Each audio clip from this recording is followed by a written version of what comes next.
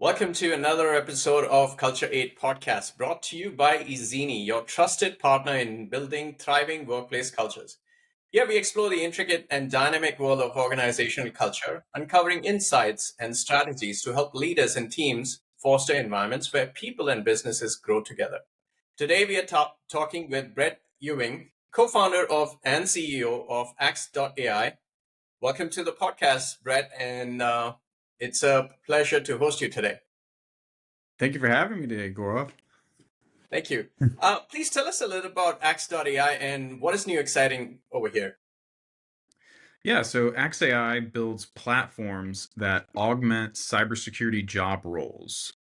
So we build platforms to enable engineers to extend their capacity and enhance their accuracy and speed and efficiency. And our first platform that we built is around a penetration tester or ethical hacker or red teamer. And we augment the engineer. Wow, fantastic. Any other example? I would love if you could add a little bit more. Yeah, sure. So, our first platform we actually debuted at Atlanta AI Week for the first time, and we have roadmaps for our next platforms in threat intelligence, forensic investigations, and chief information security officer. Gotcha. Fantastic. Thank you. So before we take a deep dive into your views and beliefs about organizational culture, I would like my audience to get to know you a little bit better. What was your very first job? Very first job in technology was Best Buy Computers. So I'm a OG blue and yellow, and started that when I was probably like 18 or 19. And prior to that, I worked a number of different odd jobs. But I think my very first job was actually working for a like skeet shooting range, where I basically just restacked the skeets, and I would always work the world championships. It was held here locally, and it was a great way to make a lot of money in 2 weeks because you got to work for like 12 to 16 hour days. Wow. Nice. Thank you for sharing that. So now if we take a switch over, what are the top 3 elements that define your organizational culture, and how do these elements influence your company's success? So when I say elements, talking about leadership, decision-making, values, norms, etc. Yeah, so in our company, we really focus on mentorship and building up our engineers. We always like to align our seniors with our juniors and ensure that our juniors are getting upskilled in any opportunity they have. So the first company we actually built before Axe was a offensive security firm, and we still run that today. And it really just started out with Alex and myself, and that was the original senior and junior working together, and he built me up. I started building up other people in my community, which eventually they started working with us after we upskilled them. And now that pursuit is actually its own nonprofit called Hack Dayton. Nice. Fantastic. I love it, actually speaking, because one of the very first articles I wrote about organizational culture and really advice to leadership was how to really go ahead and build your team, build your people up, because you want to be responsible. You're not just responsible for getting them a salary or getting them a job, but you're also responsible for growing them as individuals, both spiritually, mentally, and professionally. So great job at that. And I love the fact that people join that organization because you've grown them up, and then they obviously are a great synergy you've built with them and great fit for your organization. Yeah, it's really paramount to us that each of our engineers that join full time, we enroll in the SANS Institute, which is effectively the only real college for hackers. And with that commitment, they we pay all their schooling and transportation and all that all up front. No like reimbursement or whatnot. And effectively, when you sign on with us, you're making a commitment to be a GSE, which is a GIAC security expert. Which, if you take a look at offensive security or cybersecurity certifications, it'll be the thing at the very top. Wow. And it's an accumulation of 10 different certifications that range in basically all facets of cyber, forensics, penetration testing, management, Python development. And so you have to really be committed to becoming at the top of the industry. There are still less than 400 GSEs in the world. So you're making a life choice when you join with us to go to the highest pursuits of this profession. And when you start people off with that assumption that that's where you're going to end up with, you get a very particular type of individual. And they're all very driven and motivated, and it's very, as far as I feel, it's very easy to do my job when I bring in the right people. Yeah. But yeah, my one of the quotes I took from one of my mentor advisors was that I'm fundamentally lazy, and I want to bring in smarter people than myself to do all the work for me.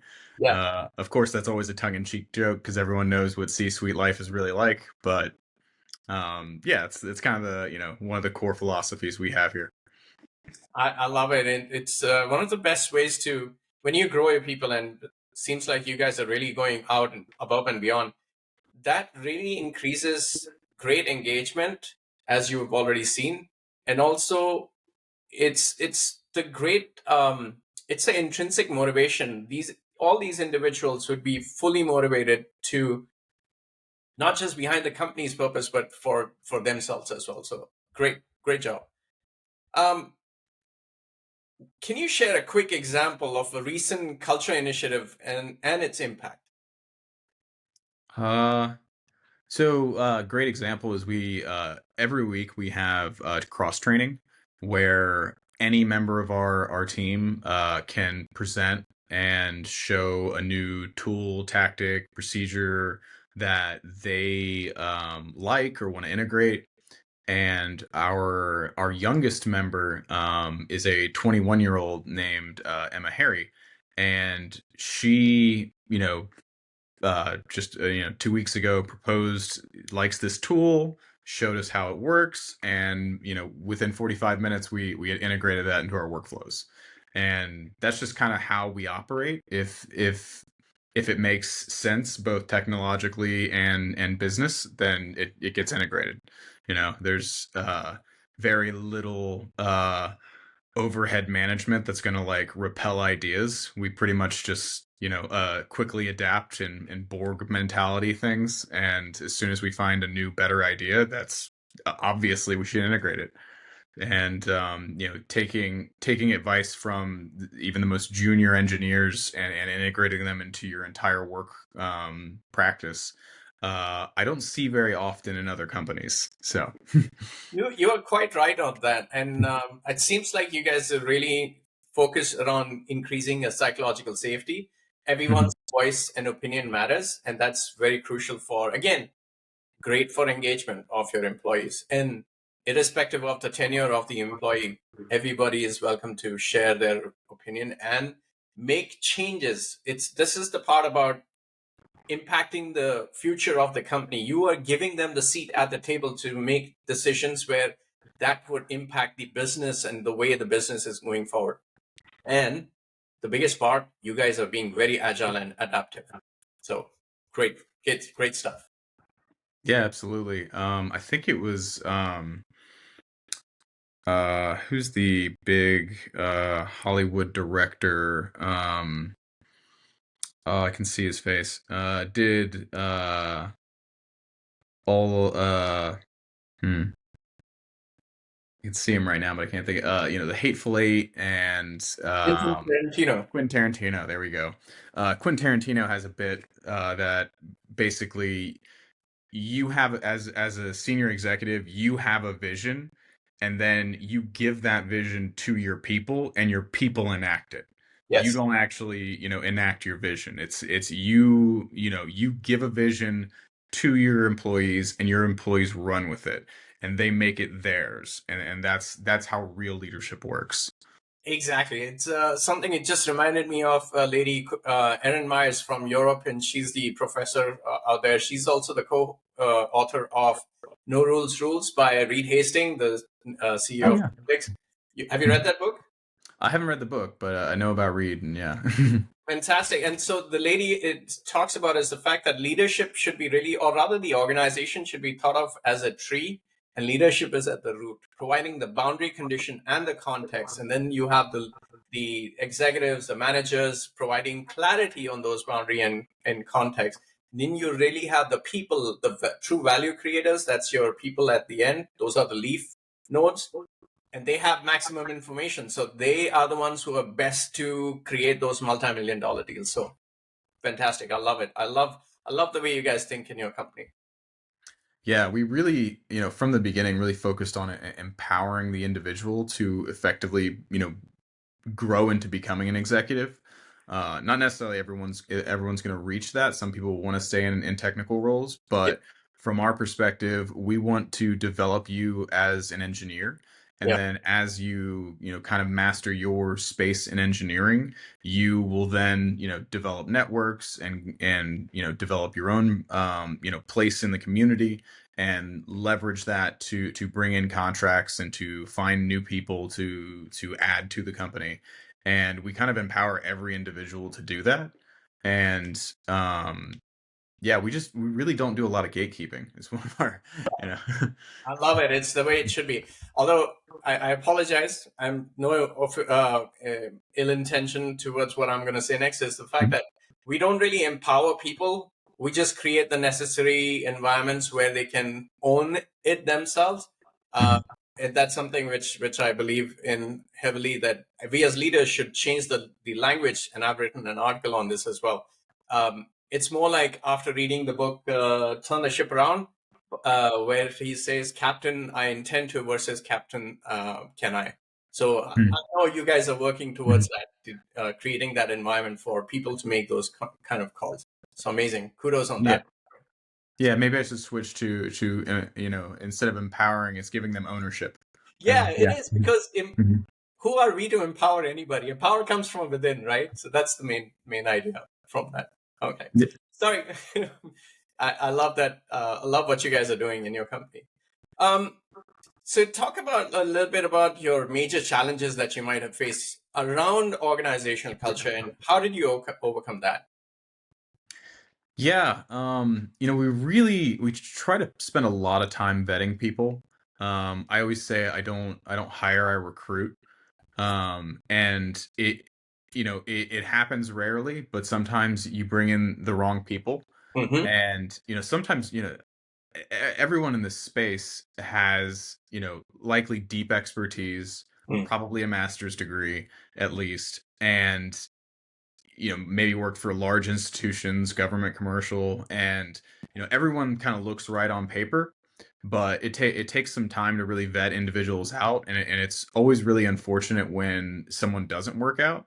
But when that's happened within our company, it's it's not necessarily been a hardline executive choice. Mm-hmm. It's always a kind of democratic one within the team.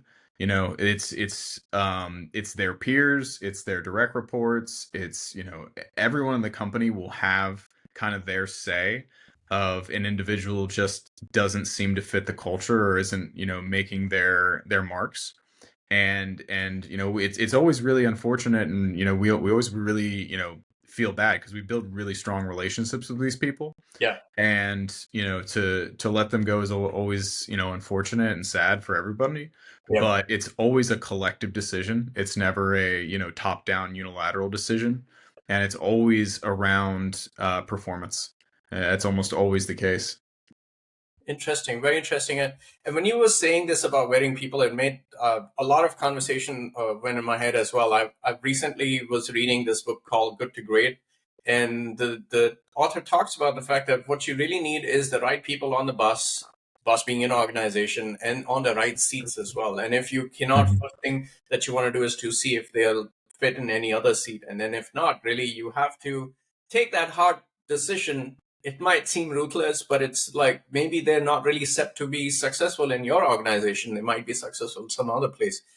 And and the other fact was that I love the part where you said that the team takes the call, because I've been a part of an agile practice a long time, very strong agile practices, and we used to make those calls about whether this individual fits the overall purpose of the team and the organization versus letting the management make the decision. So we would advise to everybody, this is a situation. And lastly, I think vetting the people. Let me ask you, how much does being open-minded or growth mindset comes into your way of hiring? Yeah, I mean, I've gotten to the point now where I can talk to someone for probably 5 to 15 minutes, and I already know that they're going to be a good fit.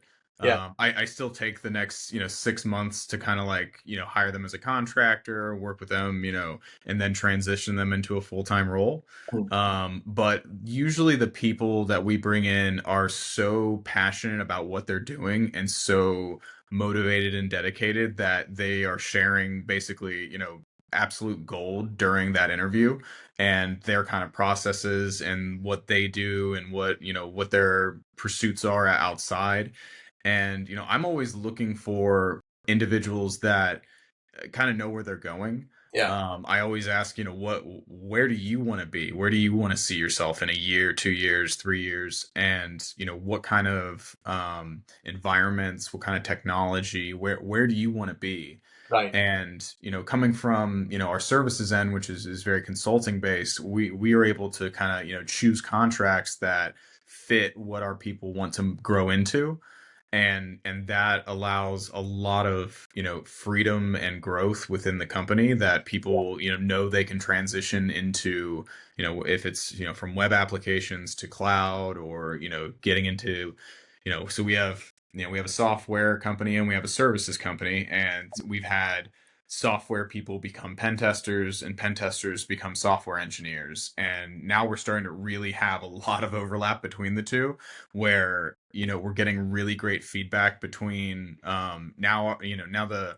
software engineers want to be in on the service calls so they understand what we're doing from the services angle, Yeah. and the services angle want to see what the next product is being developed, how it's being built, what kind of tools, what kind of technology are you using, so that we can both be ahead of the learning curve.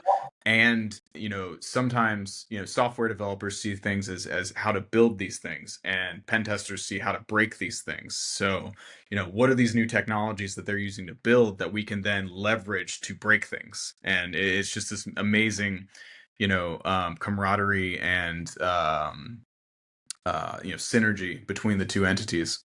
Exactly.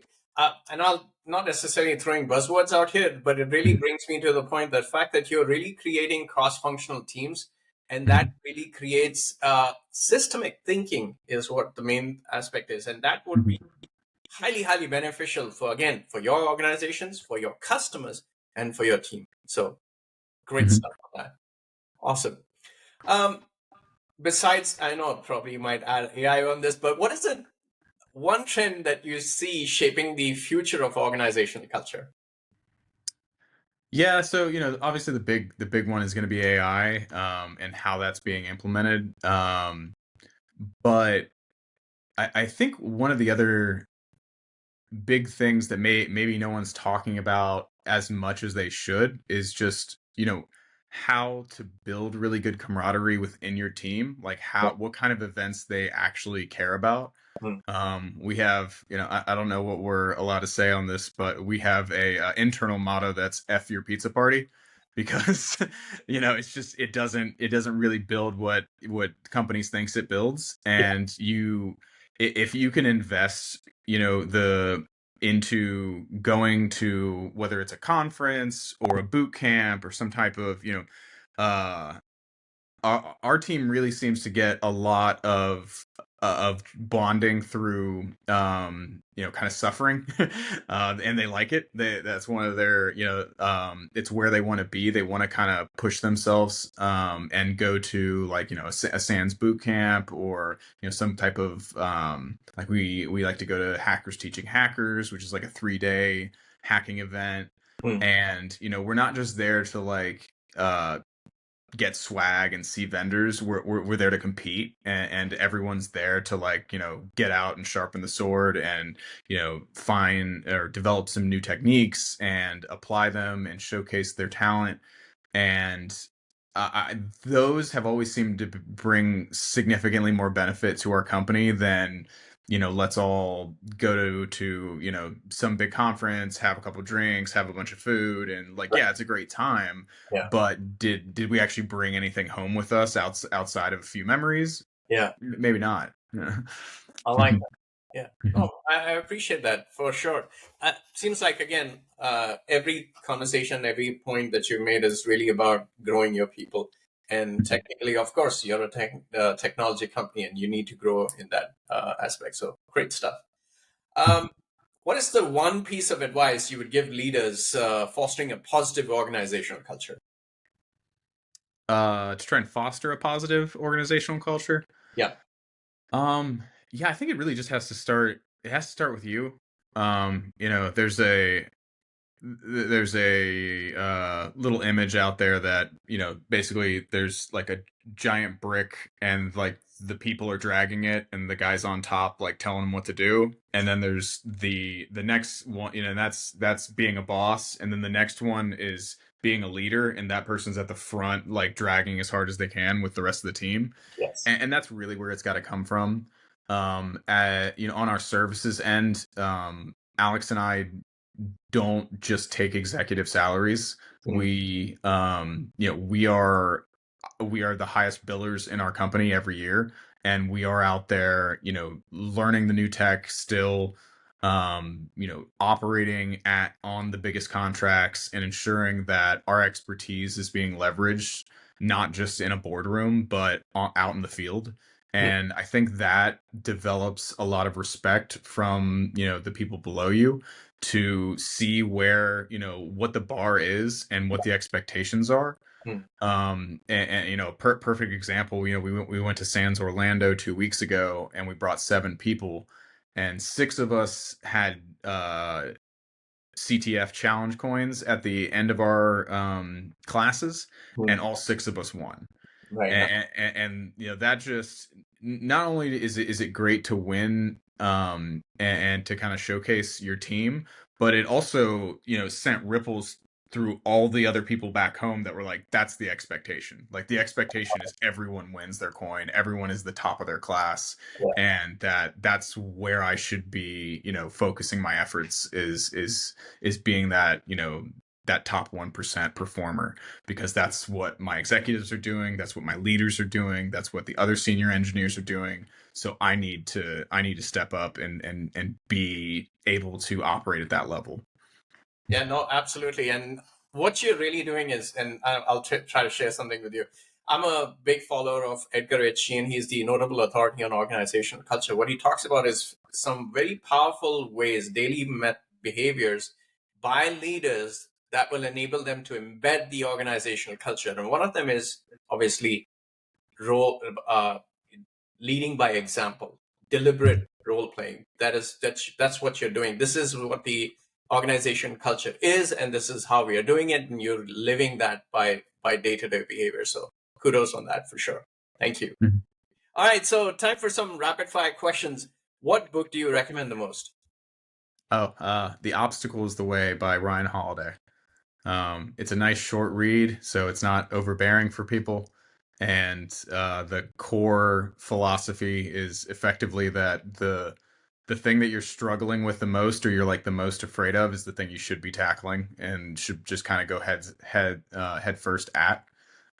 There's a little story about a king that places a giant boulder in the middle of the road, and it basically everyone has to go around this boulder and it's causing all this disruption. Right. And eventually someone comes along and digs out the boulder and moves it just to like help the rest of the people that it's being affected. And underneath that boulder was a bag of gold that the king had left. And it basically said, like, the obstacle is the way. You know, like, the thing impeding you is the thing that you need to move out of your life. I like that. I like that. I'm going to take inspiration for it from in my own my life. So thank you. What is the one thing that people would be surprised to know about you? My first career was being a professional mixed martial artist. So I got in a cage and got beat up for like the first 10 years of my life. Okay, what nice. Oh, Um, wow. That is awesome. Oh, cool. yeah, Thank you. yeah, yeah. I basically had an undefeated amateur career, turned pro before I could drink, and it culminated in fighting for the Hero FC's inaugural featherweight world title. And I lost that fight. I actually tore and broke my hip in it. Still kept going, but lost the decision. And the guy I lost to still fights in the UFC to this day. Oh, wow. Wow. So I was kind of like, a hair away from being in a completely different, career. Everything happens for the best. So I think I'll be honest. The last couple of years, it's been the first time in my life that I was happy I lost that fight because I see where my trajectory has went, and I really don't think my body would have taken another 10 years of getting beat up. So sure. I would never probably even survive in those situations. So great on you. One last question. How can our listeners connect with you?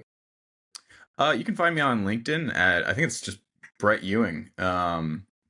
Pull it up. Yeah, you can find me on LinkedIn at LinkedIn -n Brett Ewing, BretteEwing. You can also find us at Axe.ai or strongcrypto.com. I also have hackdayton.org. And those are usually the main spaces that I'm forward facing in. And we also have some YouTube channels out there, both Axe Artificial Intelligence, and I have my own personal Brett Ewing that you can find out what we're up to. Thank you very much. And so there you have it, folks. A very, very interesting, technology-oriented, as well as great on culture of organizations. Thank you for being a guest on our podcast, Brett, and I really appreciate your time. Thank you. Yeah, thank you so much for having me, Gaurav. Look forward to seeing you again. Thank you. Same.